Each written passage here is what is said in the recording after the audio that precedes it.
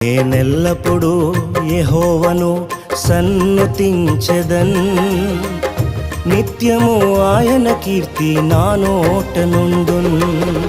అంతా నా మేలుకే ఆరాధన యేసుకే, అంతా నా మంచికే. తన చిత్తమునకు తల వంచితే, తన చిత్తమునకు తల వంచితే ఆరాధన ఆపను, స్తుతించుట మానను.